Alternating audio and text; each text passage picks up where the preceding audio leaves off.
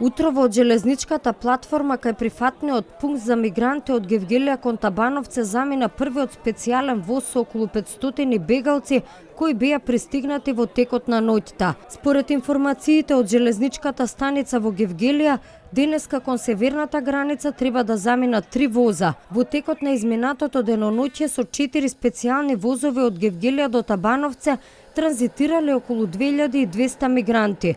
Бројот на возови и распоредот на нивно тргнување се утврдуваат според потребите на прифатниот камп. Проценките на УНХЦР велат дека вчера низ земјава транзитирале околу 3000 мигранти, затоа што покрај возовите од Гевгелија кон Табановце заминале уште десетина автобуси и исто толку такси возила. Од Меѓународниот Црвен крст велат дека неопходната медицинска помош им се дава на сите мигранти на кои им е неопходна. Според нивна евиденција, најмногу мигранти доаѓаат од Сирија, но во последно време се повеќе ги има и од Ирак, Иран, Авганистан, Пакистан, Бангладеш, Сенегал и Конго. Вчера во кампот во Гевгелија било евидентирано и едно малолетно лице од Шпанија. Многу фирми од земјава и понатаму донираат храна и вода за бегалците.